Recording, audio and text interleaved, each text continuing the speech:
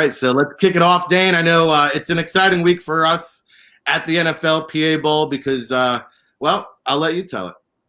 Yeah, no, it's an exciting week because we had our first 90 invitations getting processed, going out. Should be getting received here in the next day or two by our young invitees, and just excited to get this ball rolling. Still underway here. Still have a couple more spots to fill as we continue to kind of set our board up exactly how we want it. But hey, it's the season of giving, and we're looking forward to giving away some of these invitations to some very deserving young men. And hey, just can't wait to get them in the fold. Rick, you and I are going to be interviewing some of these guys in preparation for the draft, and get these interviews out to the NFL clubs. It's one of the great benefits of the NFLPA Bowl. We're the first all-star game to announce that we're going to do some virtual interviews. So just trying to add value however we can, man. Just excited to be that bridge between the players and the NFL clubs here. Yeah, I mean, it's really a unique event. Obviously, the year of 2020 is virtuoso style, so everything will be virtual. But the NFLPAU, which traditionally has been in the ballroom at the Intercontinental Hotel, we're taking that virtual. So the players will get a learning experience, an educational experience as they begin their journey to become a pro and transition. And if they're lucky enough to be part of that players union, well, hey, who better to learn it from than the NFL Players Association? And I know a lot of agents have been hitting me up like, hey, are the invites going out? What's the situation look like? You heard Dane say almost 100 invitees going out this week, 90 or so. And, what is the timeline that players can anticipate receiving these invitations, Dane? When is the second wave going to go out? Because I know now that you're on the show announcing it, you're going to get hit up a lot. So let's just clarify that before it all begins. Yeah, absolutely. I mean, obviously with Christmas coming up next week, it's tough to, really expect to get a lot of responses back, and obviously want to give these guys their opportunities. But, hey, Rick, just like last year, we didn't announce anything till after the season. We don't want to be a distraction for these college teams. Some of them still have some lofty goals of, getting to a bowl game, winning a bowl game, winning a conference championship, competing in the playoffs. We don't want to distract and kind of take away from that. So, we have our first 90 out. We're going to roll out more by the end of this week. And it's just going to be a continuous flow from kind of here on out until we get to where we want to be. Yeah, and we've talked about it really all week long, John. I mean, with players still deciding, every player being granted that extra year of eligibility, you're now starting to see some of these quarterbacks and others, say, hey, I'm going to return Kenny Pickett, Dustin Crum. I know, too, for example, that we were kind of eyeing here for the NFLPA Bowl event. John, how do you think that shakes up here over the next week or two? Yeah, funny you should say that. A guy that we had on as a guest, both for his analyst as a guy, a professional in the business, but also as a father of a player who's gonna been in this circumstance all year. Jojo Doman in the same situation, leading Nebraska in tackles, but he's like, hey, I've never trained for the combine. I've not done that. I've only played. I'm a football player who plays football, like football. That's what I do. Maybe come back. Nebraska's always been pointing toward 21, 22 with those four, classes of recruits, with Scott Frost. That's when they're going to turn the corner. That's when you're going to see kind of a tipping point, in the other direction. So come back, be the team captain, have 100 tackles, be on the radar, right? He was like, right now, if you survey and you get kind of 50-50 draft, not draft, kind of what should you do? And I think that's a real interesting question for a lot of these kids. And I would say that if you're not sure, if it's not a hands down, you're getting drafted, there's nothing better to do than to come back. And I think the other part, and there was a really good quote from a fairly significant college player recently, just the name escapes me, but the kid was saying, what gets overlooked here is that at the end of the day, we're still kids. And I think some of these kids are going to look at this, and some of the reasons you're seeing clubs opt out of playing a bowl game is that literally from the equipment manager to the junior trainers, all the way to the head coach. There's some folks that right about now would like to play the game on Friday or Saturday and then just kind of take a break, right? Like, let's go home for 2 weeks. Let's get our signing class in, and let's kind of exhale. Let's go to grandma's, and hang out for the holidays. And do I want to go into another bubble, right? So wherever I'm at, and we all know where the best training facilities, are at, Jersey. Sorry, I had, Kevin Dunn. Sorry about that. We all know where to go. But you also are now talking about, I went from being on campus, stuck in my room with a regiment and a schedule, to guess where I'm going? A hotel, to be stuck in a room with a regiment for another 8 to 12 weeks. Some of these kids are going to rather just have normal life where you're online, zooming and doing your schedule from home or from your dorm, on campus, wait to get a shot or something similar, go back and have an everyday regular life, and then enjoy your senior or junior year, and then hit the real world. And I think there's going to be some kids who are going to turn down everything that's coming up because the path to the draft is so odd and different than it's ever been before. But if you are in, you're guaranteeing yourself another 3+ months of living in that bubble wherever you go, on campus, at a training facility, or something in between, because we mentioned no team's going to draft a guy that has a COVID situation or issue or concern.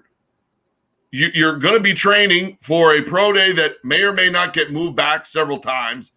We still don't know the whole, optics of how the combine, is going to work in that situation. I think there's a lot of kids that are going to, look at like Kenny Pickett and say, I can come back and be there.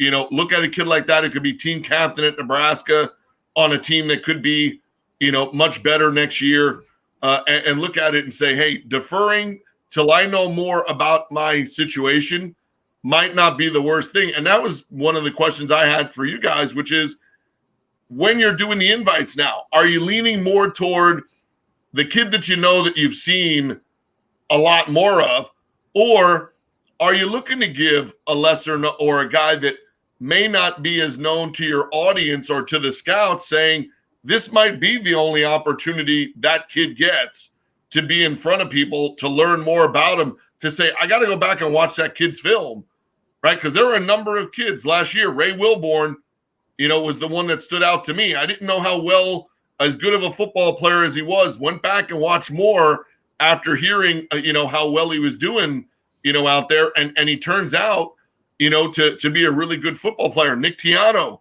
got on the radar.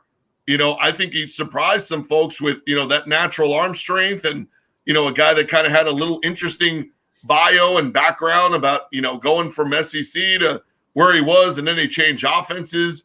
Then they sit his best receiver gets sat, his senior year. So, there were a lot of good stories that came out of, what was going on there with you guys last year. But it wasn't the best names that just made the stories. It was some of those last names added to the roster. Well, and I think, John,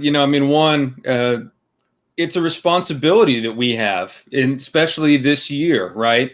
Because I don't want to invite a young man who maybe ought to go back to school and develop for another year, get his degree, set himself up for later on in life, and influence him to leave early for the NFL draft, ultimately for him to not get drafted, not be that priority free agent, and then may not get an opportunity. As I continue to say that there's no guarantee any of these all-star games that are still going to be played, allegedly, are going to be played. There's no guarantee the combine's going to happen. There's no guarantee pro days are going to happen. Just like last year, there's no guarantee rookie mini camps are going to happen, player tryouts are going to happen, preseason's going to happen. So for all those guys that aren't locked to be drafted or aren't locked to make sure that they're signed immediately following the draft, like we all know, those remaining guys are not going to have potentially the same avenues and opportunities that they would in a typical year. And I'm not trying to be doom and gloom, but to your point, I mean, I'm trying to find those guys, right? If you're going down to Mobile, that means that you're likely going to be a draft pick. That means you're likely going to have a combine invite, which means you're most likely going to be in front of the NFL clubs enough, right? I don't need to invite a bunch of guys that are also going to the Senior Bowl. But I also want to make sure that the guys that I do invite are guys that, hey, are going to be what we all consider make it guys, meaning that you're not just going to be on a 90-man roster, have your cup of tea, and then be done, right? I want to invite guys that are still going to make up the rest of the draft, that are definitely going to be priority free agents, and that are going to have more than one cup of coffee in the NFL, right? We want future union members as part of the NFLPA Bowl. So, you know, I do earnestly, John, Rick, you know this as well, sit there and think that we have a responsibility this year to invite guys and through our invitations be giving them good advice that we think they're legitimate NFL prospects for this year. And part of their registration this year is going to be answering a question whether or not they're still on the fence on returning for 2021, 2022 to college, or they're definitely declaring for the draft this year. You know, because obviously we don't want to take away any eligibility. We don't want to get them into any deep water one way or another. We want to make sure, hey, look, we think highly of you, but if you're not guaranteed to come out, then we need to know that to make sure that we can set them up for their best case scenario. And I'm going to blow your mind right now, everybody listening.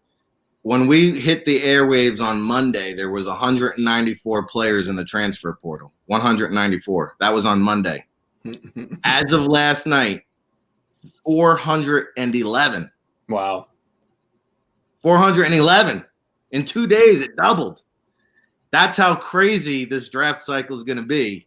But I know we've got a jam-packed show. Dane, you've got some guys that stood out from this past week. So hit us with the names. You know, we're still combing the nation, looking for talent, watching the prospects, and a couple guys here that stood out to us on the radar.